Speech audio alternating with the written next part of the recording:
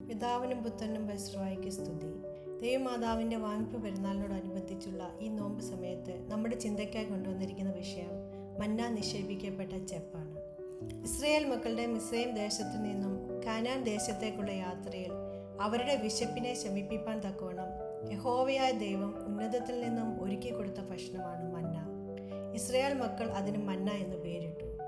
അത് കൊത്തമ്പാൽ അരി പോലെയും വെള്ള നിറമുള്ളതും തേൻ കൂട്ടിയ ദോശയോടടുത്ത് രുചിയുള്ളതുമായിരുന്നു. പുറപ്പാട് പുസ്തകം 16-ാം അധ്യായം 31-ാം വാക്യം.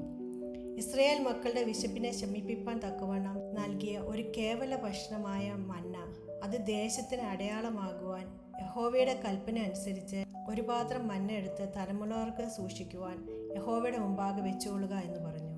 യഹോവ മോശയോട് കൽപ്പിച്ചതുപോലെ അഹ്റോൻ അത് സാക്ഷ്യ സന്നിധിയിൽ സൂക്ഷിച്ചു വെച്ചു.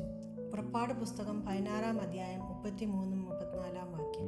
ഇസ്രായേൽ മക്കളുടെ കേവല വിശപ്പിനെ ശമിപ്പിക്കാൻ തക്കവണ്ണം യഹോവയായ ദൈവം സാക്ഷ്യ സന്നിധിയിൽ സൂക്ഷിച്ചു വെച്ച ഒരു ഭക്ഷണമാണ് മന്ന അപ്പം. മന്ന ഇട്ടുവെച്ച തങ്കച്ചെപ്പ്, അതിനോടാണ് യഥാർത്ഥത്തിൽ പിതാക്കന്മാർ കന്യക മറിയാമിനെ ഉപമിക്കുന്നത്. ദൈവമാതാവിൻ്റെ വാങ്ങിപ്പ് പെരുന്നാളിനോടനുബന്ധിച്ചുള്ള നോമ്പിലൂടെ പരിശുദ്ധ സഭ കടന്നു പോകുമ്പോൾ ലോകത്തിന് നിത്യജീവൻ നൽകുന്ന ഭക്ഷണമായ യേശു തമ്പുരാൻ, ആ യേശു തമ്പുരാനെ 9 മാസം സൂക്ഷിച്ചു വെച്ച തങ്കച്ചെപ്പാണ് കന്യക മറിയാം. ഈ വിഷയം നമ്മുടെ ജീവിതത്തിലെ 3 വലിയ സന്ദേശങ്ങളാണ് നൽകുന്നത്. ഒന്നാമത്, ദൈവം നമ്മുടെ ആവശ്യങ്ങൾ അറിയുന്നവനാണ്. മരുഭൂമിയിൽ മന്ന നൽകിയ ദൈവം ഇന്നും നമ്മുടെ ജീവിതത്തിലും ആവശ്യമായതെല്ലാം നൽകുന്നവനാണ്. രണ്ടാമത്, ദൈവത്തിൻ്റെ അനുഗ്രഹങ്ങൾ ഒരിക്കലും മറക്കരുത്. മന്ന സൂക്ഷിക്കുവാൻ ദൈവം പറഞ്ഞത് അവൻ്റെ വിശ്വസ്ത തലമുറകൾ ഓർക്കേണ്ടതിനാണ്. മൂന്നാമത്, യേശുക്രിസ്തുവാണ് നമ്മുടെ യഥാർത്ഥ ജീവൻ്റെ അപ്പം.